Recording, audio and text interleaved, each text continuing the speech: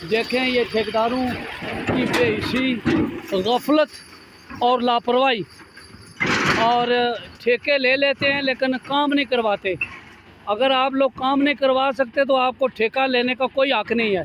ठेका लेते हैं तो फिर काम करवाएं, आपका काम है। अगर महकमा शहरात की कोई इसमें कमी पेशी है तो वो अलग बात है, लेकिन ठेकेदार अपने आप को क्लियर करे कि वो इस पुली का काम क्यों नहीं मुकम्मल करवा रहा।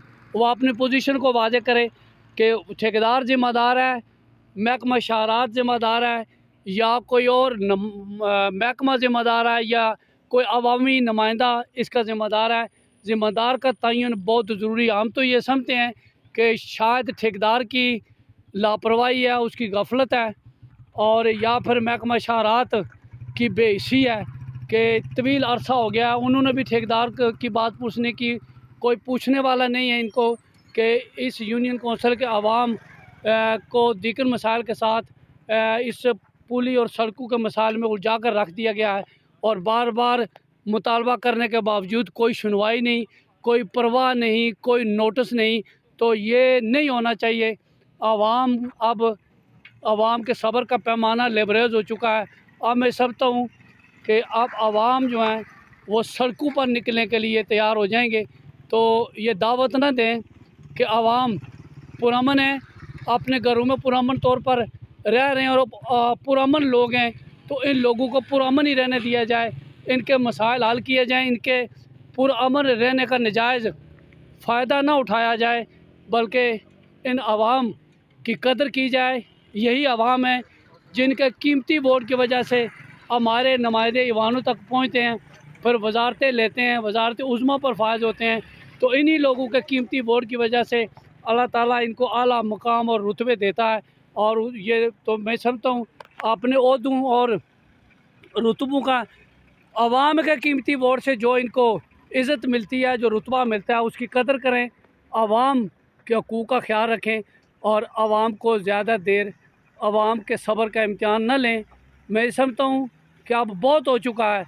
यूनियन कौंसिल फैज़पुर शरीफ के आवाम के साथ इनके मसाइल जो है वो हल तलब हैं, फौरी गौर तलब हैं, और अब मसाइल हल किए जाने चाहिए। मज़ीद लोगों के सब्र का इम्तिहान ना लिया जाए। लोग पुरअमन हैं और लोगों को पुरअमन ही रहने दिया जाए, और ये पुरअमन पैगाम है मेरा भी, और आवाम भी पुरअमन है। मैं आवाम के सब्र पर आवाम को दाद देता हूँ कि इतने बड़े मसाइल तवील अरसे से लोगों को मुश्किलात और परेशानियों दुश्वारियों का सामना है, बल्कि लोगों का सफ़र जो है एक अजाब से कम नहीं है।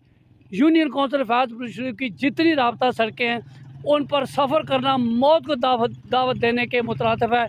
कोई भी फैज़पुर शरीफ की सड़क जो है वो सफ़र के लिहाज से मुसाफिरों के लिए, गाड़ी सवारों के लिए महफूज नहीं है। तो बराए मेहरबानी यूनियन कौंसिल फैज़पुर शरीफ के पुरअमन लोगों के इस सफ़र को पुरअमन बनाया जाए, महफूज बनाया जाए, लोगों के हकूक़ का ख्याल रखा जाए।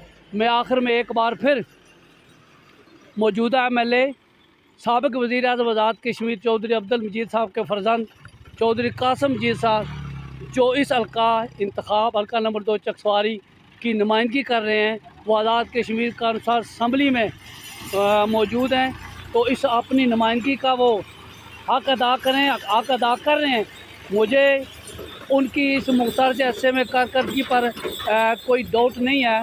कारकर्दगी उस लिहाज से मुख्तार अरसे में अच्छी कारकर्दगी है। वो सड़कों की मंजूरी भी ले चुके हैं, लेकिन यकीन जाने लोग जिस इम्तिहान मुश्किलात का सामना कर रहे हैं वो अब काफ़ी हो चुका है। और तवक्को रखता हूँ कि वो बिलखुसूस इस सड़क की ये जो पुली है, और फिर जो रईसाबाद फैज़पुर शरीफ राब्ता सड़क है, उसका जो वो नापुख्ता हिस्सा है जिसका मैं पहले रिपोर्ट तैयार कर चुका हूँ, वो भी बहुत जल्द वायरल हो जाएगी।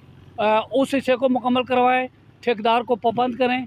इसके अलावा राब्ता सड़क डांगरी बहादुर के जो साइल शोल्डर है, सड़क बहुत म्यारी और बहुत अच्छी सड़क मरम्मत की गई, उस पर कोई शक नहीं है।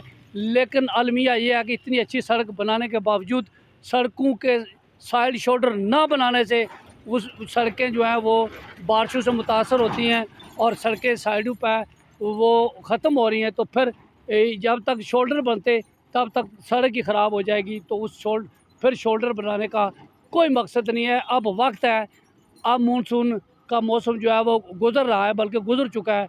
अब शायद बारिशें कम हों, तो इस वजह से ये तामीराती काम होने चाहिए।